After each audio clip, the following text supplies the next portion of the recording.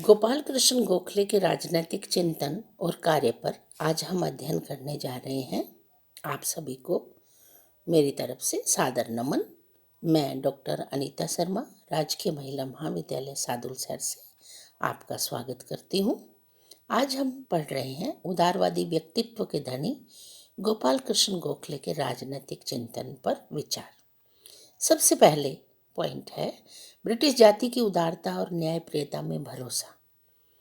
गोपाल कृष्ण गोखले को ब्रिटिश सरकार की जो स्वभाव था या काम करने का तरीका था या सुशासन व्यवस्था जिसको कहते हैं, उस दृष्टिकोण से वो ब्रिटिश जाति को भारत के प्रति उदार मान रहे थे।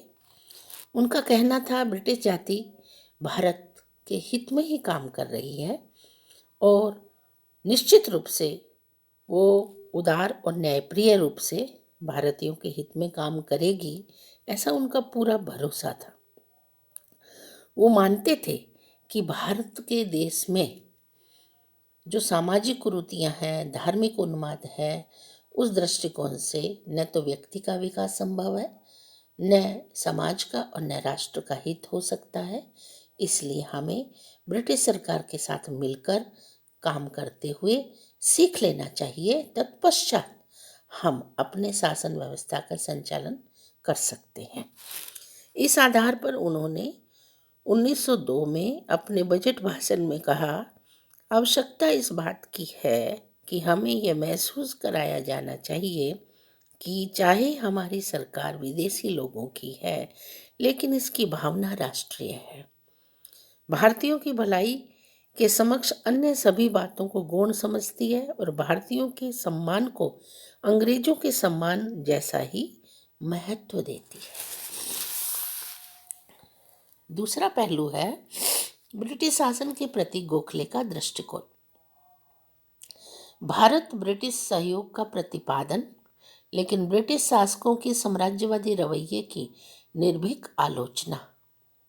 रानाडे की भांति गोखले का विश्वास था भारत में ब्रिटिश साम्राज्य ईश्वरीय विधान की योजना का ही एक अंग है और इससे भारत को भारी लाभ पहुंच सकता है।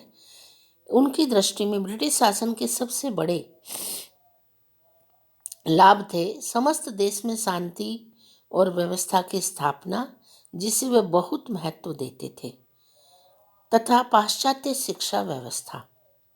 ब्रिटिश शासन द्वारा प्रदान की गई आंग्ल भाषा को भी भारत के लिए उन्होंने वरदान मांगा, जिसके माध्यम से भारत लोकतंत्र और स्वतंत्रता के संपर्क में आया। उनका कहना था कि अच्छे तथा बुरे के लिए हमारा भविष्य, हमारी आकांक्षाएं इंग्लैंड के साथ जुड़ गई हैं तथा कांग्रेस स्पष्ट रूप से ये स्वीकार करती है कि हम जिस प्रगति की आकांक्षा करते हैं वह ब्रिटिश शासन की सीमाओं में ही है। कहने का तात्पर्य ये है कि ब्रिटिश सरकार के साथ मिलकर काम करने में ही हमारा हित है और हम इसके साथ मिलकर काम करेंगे तो निश्चित रूप से हमें अपना स्वशासन चलाने का तरीका और भी अधिक सुदृढ़ ढंग से सीख पाने में सहायता मिलेगी। उनका यह भी मानना था जातिगत आधिपत्य और अहंकार पर आधारित साम्राज्यवाद को वे संकीर्ण साम्राज्यवाद और नितांत अनुचित स्थिति कहते थे। यानी ब्रिटिश सरकार की जहाँ अच्छाइयाँ हैं उनको वे अच्छाई के रूप में देख रहे हैं और जहाँ उन्हें लगता है कि ब्रिटिश सरकार भारतीयों को डिवाइड करके, विभाजित करके, जातिगत आधार पर फूट डालकर शासन करना चाहती है, वहाँ उन्होंने उनकी कटु आलोचना भी की। यानी आलोचना करने के में भी गोपाल कृष्ण गोखले पीछे नहीं रहे और धीरे धीरे उन्होंने हर बात को समझते हुए भारतीयों के लिए व्यक्तिगत स्वार्थ से ऊपर उठकर सामूहिक या सार्वजनिक हितों को महत्व देने के लिए प्रेरणा देनी शुरू कर दी थी।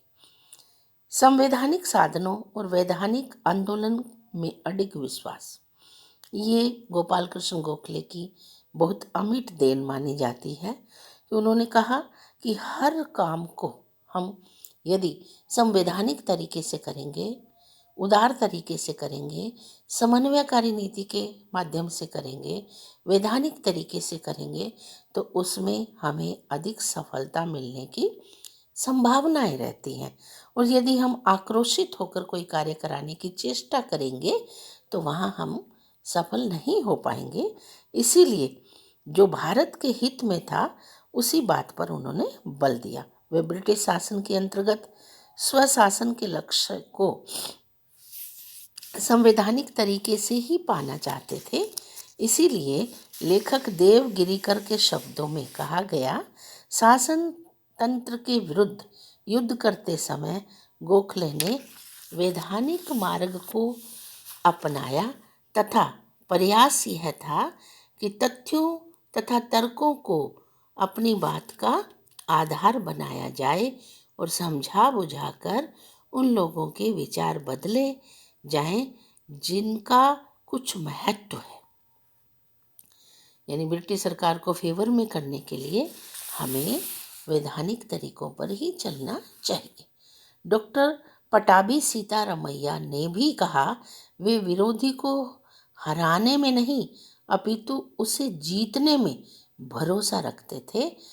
इसीलिए हिंसा, विद्रोह, सशस्त्र क्रांति अथवा विदेशी आक्रमण की सहायता आदि के लिए उनके राजनीतिक व्यवहार में कोई स्थान नहीं था। इसके बाद स्वशासन की धारणा पर बल दिया गया और गोखले ने अपने इन विचारों के माध्यम से ये साबित किया कि वे भारत के हित में ही ब्रिटिश सरकार के साथ मिलकर काम करना चाहते हैं।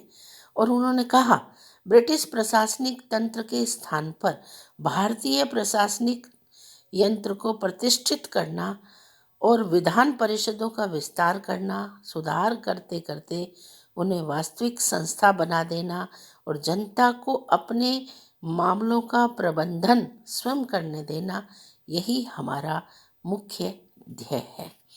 और इसके साथ साथ उन्होंने 1905 में बनारस कांग्रेस के अध्यक्षीय भाषण में कहा, कांग्रेस का लक्ष्य यह है कि भारतीयों के हितों को ध्यान में रखते हुए प्रशासित होना चाहिए।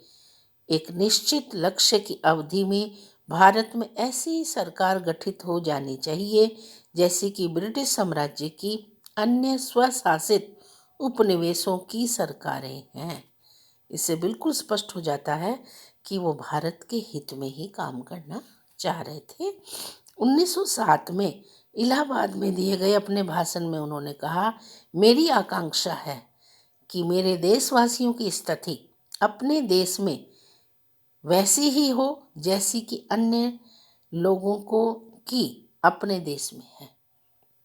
अर्थात भारतीयों के हित में ही उन्होंने सर्वोत्तम सोच रखी और उन्हें आगे बढ़ाने के लिए सदैव प्रेरित किया। सत्ता का केंद्रीकरण का विरोध। यदि सत्ता केंद्रीकृत होती है तो निरंकुश तंत्र की संभावनाएं अधिक बढ़ जाती हैं। इसलिए उन्होंने सदैव सत्ता के विकेंद्रीकरण के लिए ही सुझाव दिए और प्रस्ताव रखे। वो केंद्रीयकरण के विरोधी थे। विकेंद्रीयकरण में उनका कहना था, प्रांतीय विधान परिषदों के आकार और शक्ति में वृद्धि करके प्रांतीय विकेंद्रीकरण का मार्ग प्रशस्त किया जाए। प्रांतीय विधान परिषदों को अधिकार दिए जाएं, वे प्रांत के बजट पर वाद विवाद कर सकें। जिला स्तर पर कलेक्टर को स्वेच्छाचारिता से रोकने के लिए प्रत्येक जिले में जिला परिषद का निर्माण हो जो कलेक्टर को प्रशासनिक मामलों में सलाह दे। इसके अलावा सत्ता की सबसे अच्छी इकाई पंचायत को माना। प्रशासन के सबसे निम्न स्तर पर ग्राम पंचायत हो जिसे शासन संबंधी पर्याप्त अधिकार दिए जाएं। प्रशासन के मध्य स्तर पर जिला परिषदों का गठन हो और शिखर पर पुनर्गठित विधान परिषदें। जैसा कि वर्तमान समय में हम लोकतांत्रिक व्यवस्था में व्यवहार में जिनका प्रयोग कर रहे हैं या यथार्थ में जिन व्यवस्थाओं को देख रहे हैं, उन व्यवस्थाओं पर गोपाल कृष्ण गोखले ने अपने विचार रखे थे। सत्ता का विकेंद्रीयकरण। इसके बाद पहलू आता है प्रशासनिक सुधारों की आकांक्षा और तत्कालीन मांगे। प्रशासनिक सुधार के बारे में उनका कहना था कि जन कल्याण पर अधिक से अधिक खर्च किया जाए, सरकारी कर्मचारियों की संख्या घटाई जाए, सैनिक व्यय कम करें, प्रशासनिक सुधार के लिए आवश्यक कदम उठाएं। उन्होंने शिकायत की शिक्षा, सफाई आदि आवश्यक जन कल्याण कार्यों के लिए समुचित धन व्यय नहीं किया जा रहा, जो कि होना चाहिए। उन्होंने अनिवार्य प्रारंभिक शिक्षा को शुरू करने पर बल दिया और साथ ही साथ गोखले ने नमक कर और रुई के माल पर उत्पादन कर हटाने पर जोरदार मांग की और दोनों करों का बोझ क्योंकि गरीबों पर पड़ता है, इसलिए उन्होंने इन बातों को सरकार के समक्ष रखा। 1905 में बनारस कांग्रेस में अध्यक्षता करते हुए उन्होंने 3 मांगे प्रस्तुत की, जिसे तत्कालीन मांगे कहा गया, और सरकार से आग्रह किया कि इनकी पूर्ति शीघ्र अतिशीघ्र की जाए। जैसे विधान परिषदों का सुधार किया जाए, इन परिषदों में निर्वाचित सदस्यों का अनुपात बढ़ाया जाए और ऐसी व्यवस्था की जाए कि बजट परिषदों द्वारा ही पारित हो, यानी परिषदों को राइट दिया जाए। भारत परिषद में कम से कम 3 भारतीय सदस्य नियुक्त किए जाए। देश के सभी जिलों में सलाहकार परिषदें स्थापित